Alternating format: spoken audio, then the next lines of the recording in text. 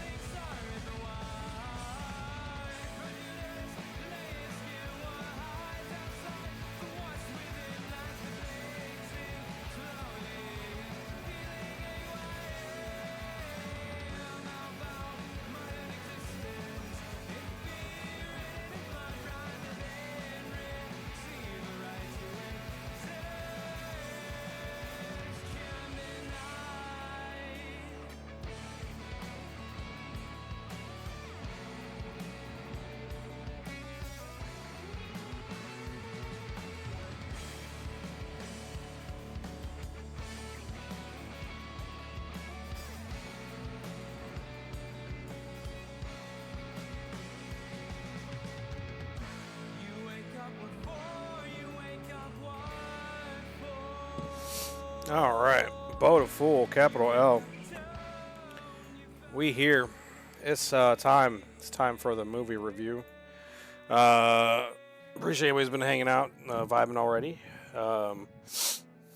As always, we'll be getting into the review, but afterwards we'll be doing something. I'm not sure what yet. Honestly,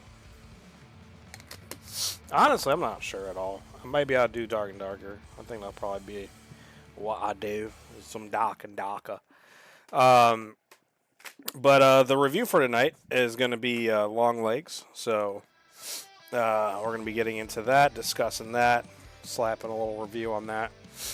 So definitely looking forward to getting into that. Yeah, not much else. Honestly, why is this recording? Stop recording. Did I hit record? Somehow, apparently I hit record. I don't know if that messed up anything. I don't think it did. Anywho. Alright, so let's just get into it. Let's pull up the trailer. The trailer for Longlegs.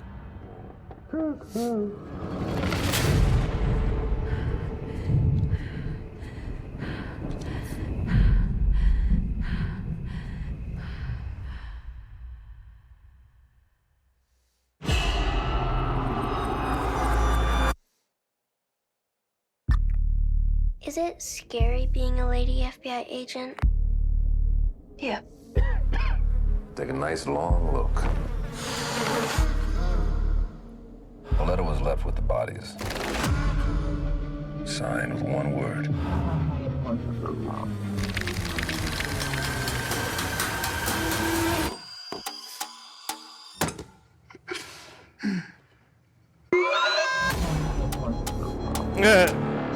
I saw a beast rise up out of the sea with 7 heads and 10 horns. And on his horns he wore 10 crowns. And on each head was written the blasphemous name. What aren't you telling me? He'll kill and kill again. I know you're not afraid of a little bit of dark. Because you are the dark. Do you still say your prayers? Number ones. They scared me. Interesting. Hello? You could have made nice with me. But you didn't. And that has led to all of this.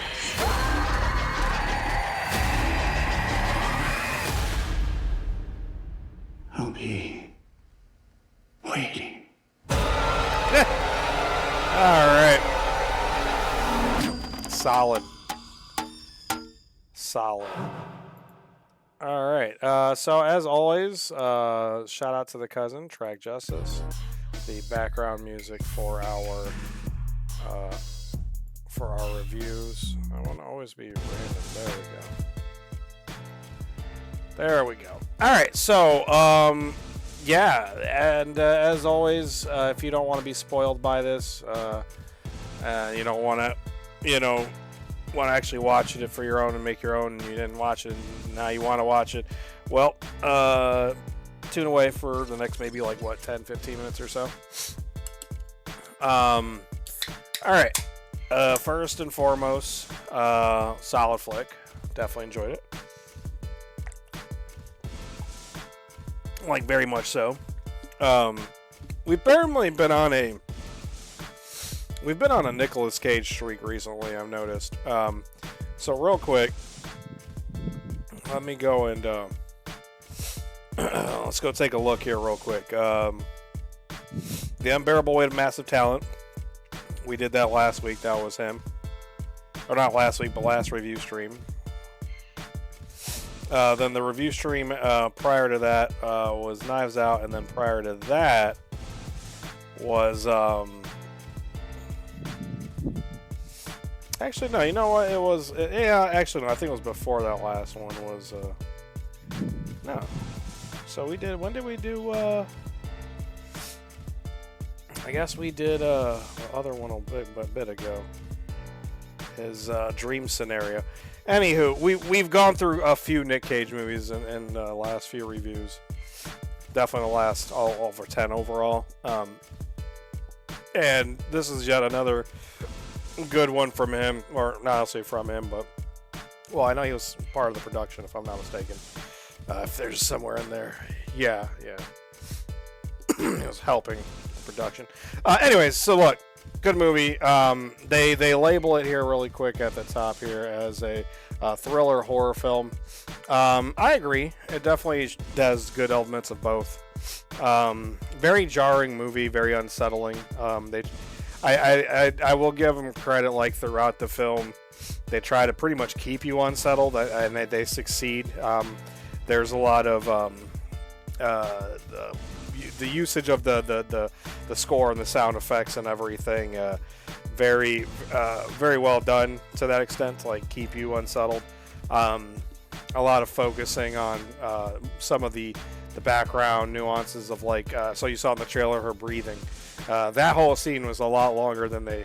It's a very long, but it's a longer scene, and throughout that whole time, once shit kind of pops off, she hears the bang at the door.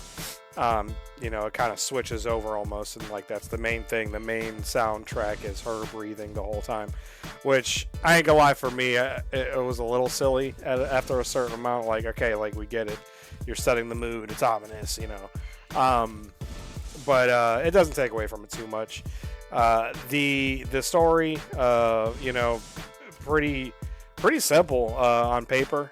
She's an FBI agent. Working this case that she's been brought on for due to one of her first cases or earlier cases in her career. They don't specify the timing, but basically within the first, let's say, 15-20 minutes of the film, they show her going out with a partner to look for this guy, this killer, or suspects, and she happens to see a house, and she's just like, that's it, with no real other anything but that. Just it was a sixth sense for her or whatever. And so they go up to said house. Spoiler alert: her partner knocks on the door, waits for a moment, and next thing you know, door opens, blam, gets shot in the fucking head. Crazy, absolutely crazy. Fucking catch you off guard. Like that's like I said, this is the first 10-15 minutes of the film, so it's just like, what the fuck. So, she goes and checks the house, finds the dude, the killer, and he's just kind of sitting there calm, and, gets arrested or whatever. But what's crazy, is like, obviously, they're like, how did you know? And she's like, I don't know, just something told me, blah, blah. So, later on, as she gets brought onto that case, and that's where they talk about, that she's officially brought in on this Longlegs, serial killer type, case here. And, it's really interesting. I don't mind a good serial killer type, thriller flick, which this definitely hits, but it also does balance that line of horror, because of the tone of the religion and there's Satanism and stuff like that. And also they do these cuts, so I have to really go back real quick. So the very beginning, they open up, they see a girl, she's in car pulls up into her yard. She goes out. We don't know the time, but this is Micah Monroe, aka Lee Harker, the main character. This is her as a child, and Longlegs. Basically, you see him immediately, and you get freaked out. And boom, they don't show you anything. He just says hi, says his little speech, gets a little freaky, like weirdo, and then basically. That's it. It starts the movie, the name of the movie shows, and then it kind of just skips ahead. So they don't give you the timing, they don't let you know, but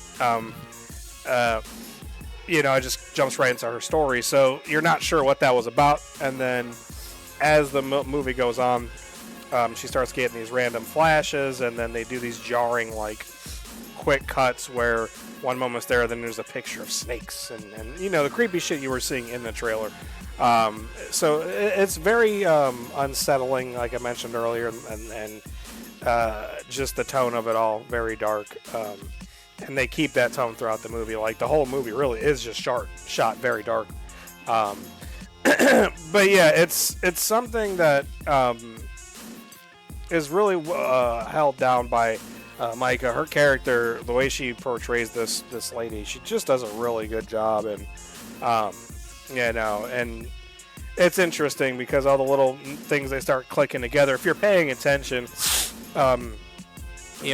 immediately there's a scene with her and her detective captain, or I guess you could call him the captain or agent. The main guy, which is played by Blair Underwood. Shout out to Blair Underwood. He's fucking great, by the way. He was in Agents of S.H.I.E.L.D. But in any case, she's working directly with him on the case, and she, for example, visits with his home and meets his daughter, and you find out about her daughter's the kid's birthday is like the next week within that film. That next week in their time frame, which, if you're paying attention later on, the killer does something with the dates, with the birth dates, and killing people with certain birth dates. So, like me, I was paying attention. I'm locked in because I'm really enjoying this movie. And I will say, for me, I kind of already had my suspicions immediately. So I want to get into that actually. So we're just gonna kind of jump ahead towards the end where you find out, what the whole thing is. So we know Nicolas Cage's character is the killer, but how he's doing it, because throughout the movie they can't figure out how he's doing it. That's usually the case, right? Or what they have in common. In this case, they can't figure it out because they're dying and he has no parts in there. There's no evidence that he's there. He's not around. So how is this happening? Now, I don't know if there was a scientific thing or if it was just a religious thing or what. I'm assuming it's more of a religious, occultish type thing.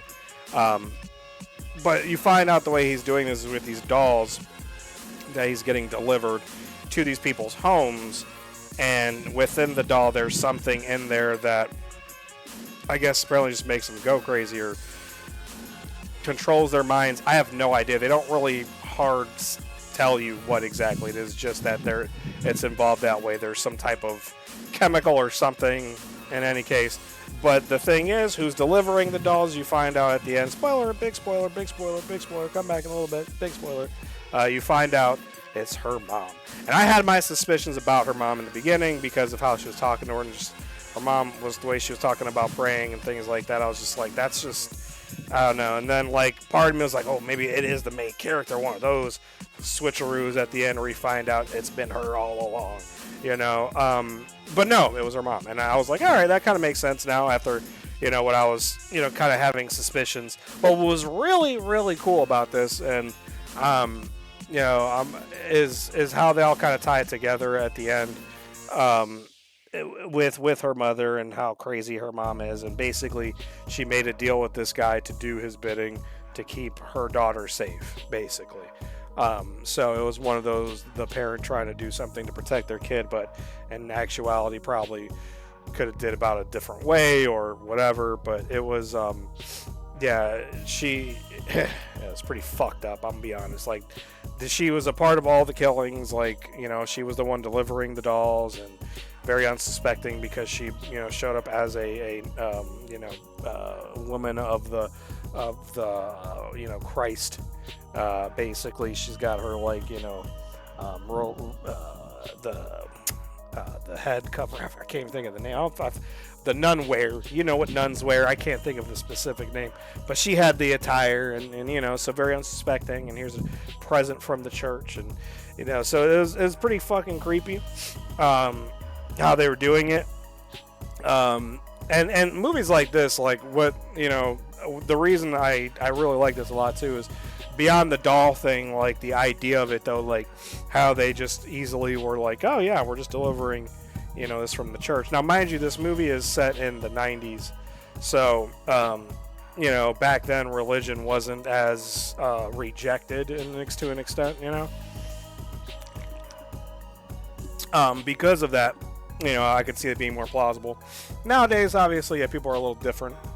about religion, so they wouldn't be maybe as welcoming. But it's really good. Nick Cage isn't like in it. Like, he definitely does play the villain per se. And when he is on screen, man, is he on screen? Let me tell you. Nick Cage does his thing in this movie, as does he usually, as he usually does in most of his films. But the creepy mannerisms he was doing and the voice he was kind of using, and it was it was really good. He did a good job.